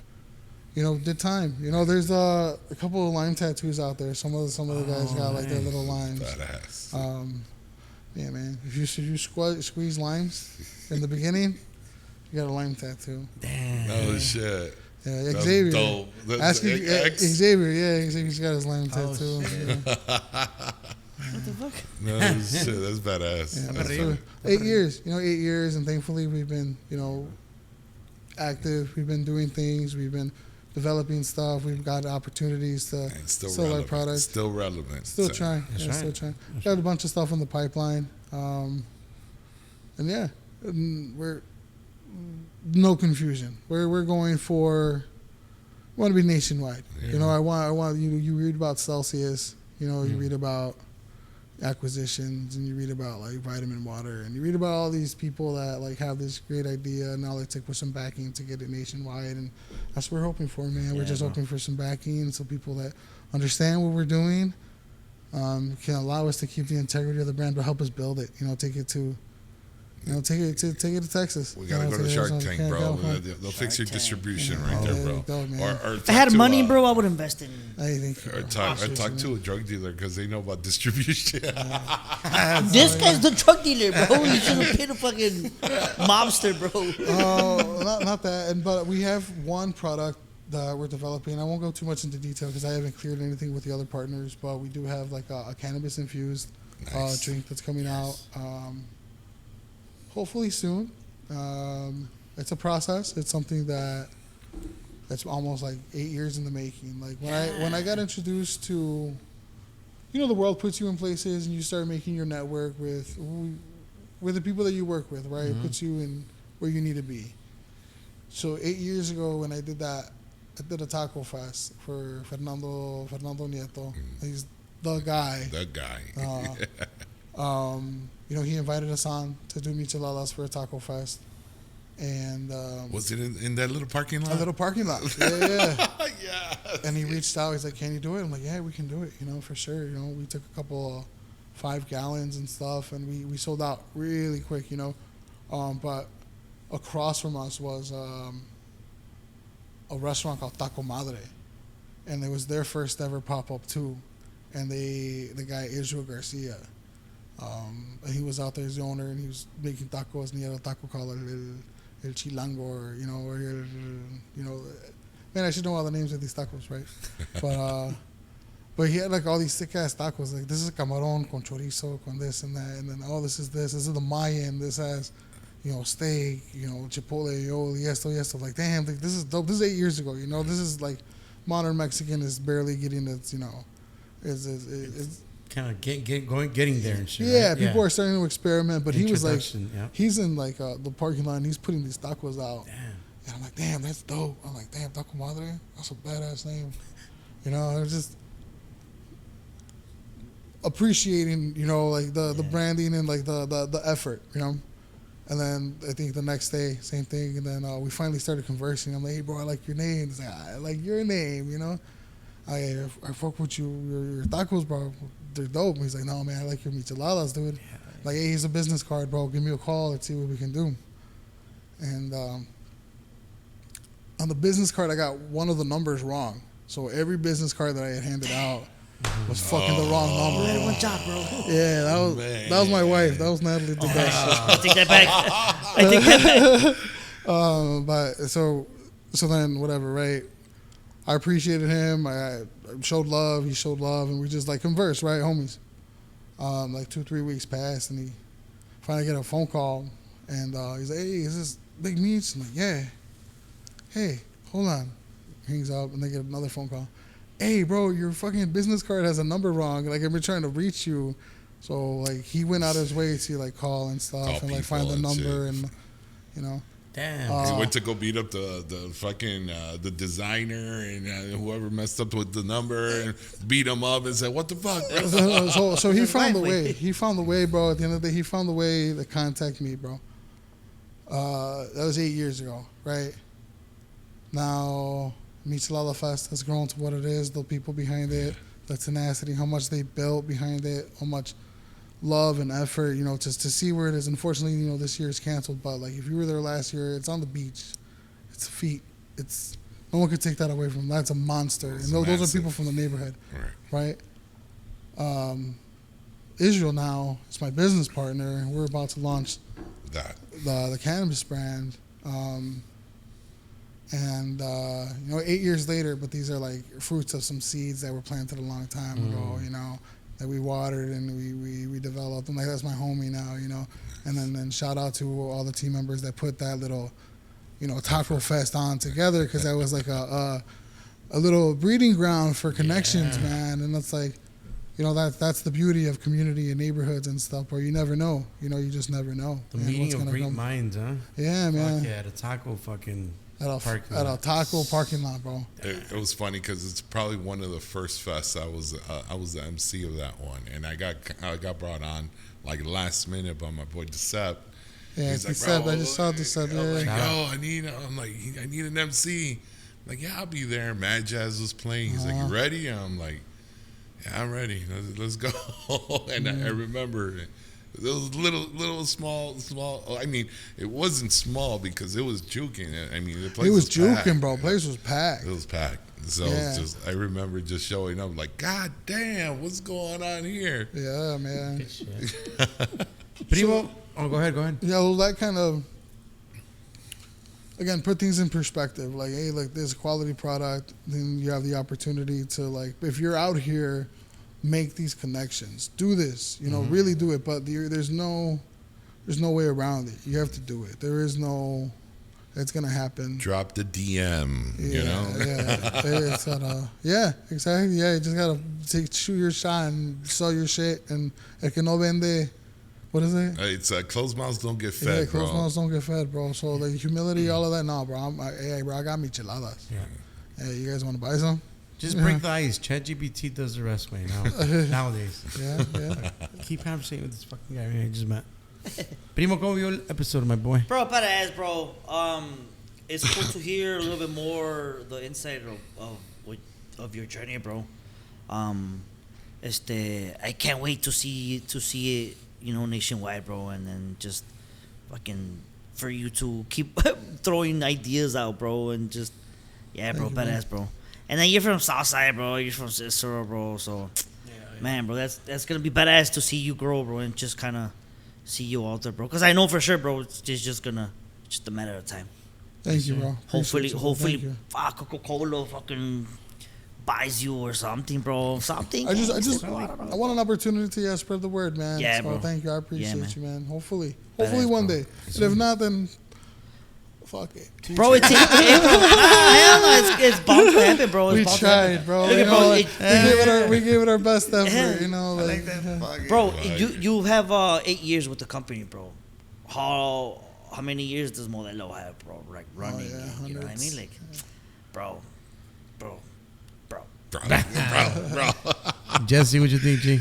And Good no, luck, man, bro. it's badass. Thank you. It's always a pleasure to chop it up, man. A lot of people don't know, but when I went to Michoacán, to Morelia, I bumped into him at the airport. A little small ass airport with 2 terminals, bro. And then it's funny because that was the other time that I got sick. Yeah. And I was all pale. He's like, "You want a michelada?" And I'm like, "Oh, I'm ready to throw up, bro." So it's like, Damn, man. Of all the places. all yeah, the bro. places, and I'm like, man, I want to chill with you, but I feel like shit right now. But since the moment I met you, way before the michelada, I met him at Paisans. I was actually DJing at a wedding inside Paisans. Nice. And I'm like, and then I bumped into you again. You're like, hey, you're that guy. You were selling micheladas, and then after that, it was just pretty awesome how, like, you still stayed that same person throughout the years, man. And always here to have opportunities and to collab and to work together. And if you want to grab my hand, it's okay, bro. I felt something there. Like, what's going on? But no, I really appreciate your humbleness all the time. You say what's up. Any part of the world, we bump into each other, and there's always odd places that we bump into each other. It's funny, bro. And it's like, oh shit, Jesse, what you doing over here? And it's like, man, that's dope. So, thank you, man. Thank you for coming out, chopping it up with us. Oh, yeah. Thank you guys. Come on, Javy, Appreciate it. thank you, brother. It was a good talk when I was talking to Jose about, like, hey, Casa Humilde pick every season. Good pick. Another good pick, bro. We've had great picks, man. I know people are gonna enjoy it. I know we enjoyed it. I'm on the same boat, but I think that it's all a matter of time. You're gonna get yours, bro. I know you are. Everybody that's done the Casa Humilde pick, it's very good and respectful to see that everyone is very passionate about their craft, as we are on our craft. And I think that's where the artsy part comes into effect. The isms come into effect as well. And you got some good product, man. Congrats. Thank you, Felicidades que toda la gente que esté viendo y escuchando, man. I mean, no duele, just push and put the product out there, man. And hopefully it will become a household legendary name everywhere, bro. Not just with the paisas, to be honest. Casa Humilde, shout out. Having us here. Another season, guys. Congrats. A mi compa el pinche Freud the productor. fucking Freud Fest. Freud Fest. Got here at goddamn noon to do this setup and shit. He set up the drums. He fucking set up everything. Vamos a tener música en vivo, pero no llegó el pinche grupo chingado. Another season to everybody. Thank you that subscribed. We had a shit ton of new subscribers. A great season. Pero diles en español, güey. Diles en español porque luego se Muchísimas enoja. gracias a toda la gente paisa. Todo lo que estén viendo ahí, todos los reels en TikTok. Gracias. Shit's blowing up. Muchísimas gracias. Pónganse atentos. Ahí viene la temporada número 10. Sí. La número 10, ya se la saben. La pura positiva. Read the book. Ahí estamos, viejones. GuacPod Season Midway. Este episodio está patrocinado por nuestros compas de Casa Humilde Cerveceria. Cerveza artesanal elaborada aquí en Chicago. 7700 West Madison Street in Forest Park. Enjoy various events and don't forget to check out their patio. Join them for some cold chelas and great times. Visit stayhumilde.com for more info and updates. Follow them on Instagram and Facebook. Salud! And remember to stay humilde. This GuacPod episode is brought to you by Borjas Law Group. El abogado Borjas contestará todas tus preguntas, explicará el proceso específico de inmigración que aplica en su caso, el tiempo que se toma procesar su caso y los costos asociados con las tarifas de inmigración y los honorarios legales. Llama al 312-788-2783 para programar tu cita. Y ahí de pasada, menciona el GuacPod para que te den tu consulta gratis. El seguro de vida es muy importante. Les da protección financiera a tus seres queridos y hasta puede ayudar a pagar tu hipoteca o la educación de tus hijos. Y es más económico de lo que piensas. Tu agente de State Farm puede ayudarte a escoger la cobertura que necesitas. Así es que empieza a proteger el futuro de tu familia hoy con un seguro de vida. Comunícate con Gessiel Gutierrez, tu agente de State Farm en Albany Park. Como un buen vecino, State Farm está ahí. This episode is brought to you by La Michoacana Premium, Midway Location, 5160 Sur Pulaski. Te traen todos sus antojitos preferidos como fresas con crema, elote en vaso, nieves de todo tipo de sabores, fruta variada, las tortas favoritas de mi compa Jesse y para celebrar cualquier ocasión, pide tu carrito de alegría, compadre. Y recuerden, si no es premium, no es Michoacana. Rancho Los Guzmán, con agenda abierta 2026. Los cantaritos están a todo lo que dan este verano 2025. Vayan y visiten la página www.rancholosguzman.com para que vean las fotos, los videos de todo lo que pueden hacer ahí desde sus bodas, 15 años, bautizos, viernes, sábado, domingo. Aparten su fecha con tiempo. Rancho Los Guzmán, hands down, the best rancho style banquet in Illinois. www.rancholosguzman.com.